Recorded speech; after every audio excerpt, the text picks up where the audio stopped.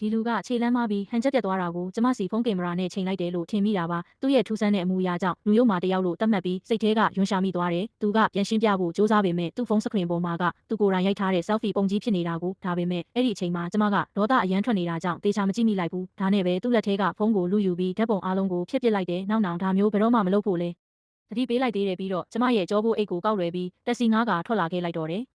ဒါပေမဲ့တက်စီဘော်ကဆင်းလိုက်တဲ့အချိန်မှာတော့လက်ထဲကအိတ်ဟာကျမအိတ်မဟုတ်မှန်းသိလိုက်ရတယ်။အဲ့ဒီတော့မှအိတ်ချင်းမယူခဲ့မိမှန်ရုတ်တရက်သဘောပေါက်သွားပြီးကျမတို့ဆုံခဲ့တဲ့နေရာကိုချက်ချင်းပြန်ပြေးသွားခဲ့တယ်။ဒါပေမဲ့အဲ့ဒီလူကမရှိတော့ဘူး။တခြားနီလန်းမရှိတော့တာနဲ့ပဲသူ့အိတ်ကိုဖွင့်ကြည့်လိုက်မိတယ်။ကံကောင်းကျင်တော့သူ့ပတ်စံအိတ်ထဲမှာမှတ်ပုံတင်ပါလာတာကြောင့်အဲ့ဒီလိပ်စာအတိုင်းဇိမ်ခံအင်ယာကြီးတစ်ခုစီကိုလိုက်သွားခဲ့တယ်။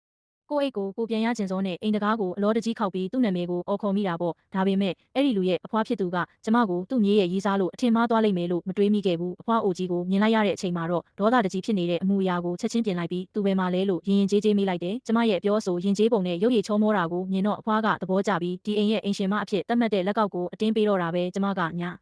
အင်းပေမဲ့အဖွားကတော့လက်ကောက်ကိုလက်ကောက်ဝတ်ထဲအတင်းဆုပ်ပေးလိုက်တာပါပဲဒါရီမကသေးဘူးသူ့မိကလည်းတွေးဆုံချင်းအထိမ်းမှတ်လက်ဆောင်အဖြစ်ဒေါ်လာ1 သန်းထည့်ထားတဲ့ဘဏ်ကတ်တစ်ခုပေးပြန်နေပို့ပြီးအံ့ဩစရာကောင်းတာကသူ့အဖေကဒေါ်လာ1 သန်းတန်တဲ့ကားအသစ်ကြီးကိုပါလက်ဆောင်ပေးလိုက်တာပါအပြင်ပန်းမှာတော့ဒီတန်ဖိုးကြီးလက်ဆောင်တွေကိုလက်ခံလိုက်ပေမဲ့စိတ်ထဲမှာတော့မလုံမလဲဖြစ်ပြီးကြောက်တောင်ကြောက်လာမိတယ်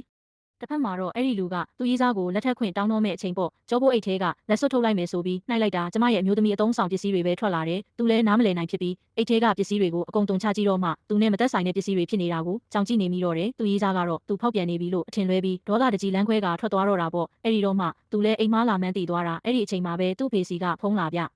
မင်းရေးစားရောက်နေတဲ့အဖော်လုပ်ပေးဖို့အိမ်ကိုအခုချက်ချင်းပြန်လာခဲ့လို့အမိန်ပေးတော့သူပို့ပြီးဇဝေဇဝါဖြစ်သွားရတယ်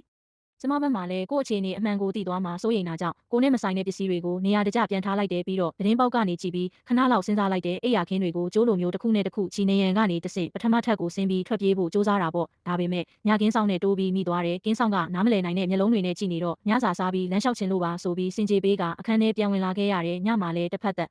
အိမ်မပြောနိုင်ပဲငါဘလို့လို့သူများရေးစားဖြစ်သွားတာလဲဆိုပြီးတွေးမရဖြစ်နေမိတယ်အဲ့ဒီလူပြန်လာတဲ့အထိစောင့်ပြီးသူ့မိသားစုကိုအမှန်တိုင်းရှင်းပြဖို့ပဲဆုံးဖြတ်လိုက်တော့တယ်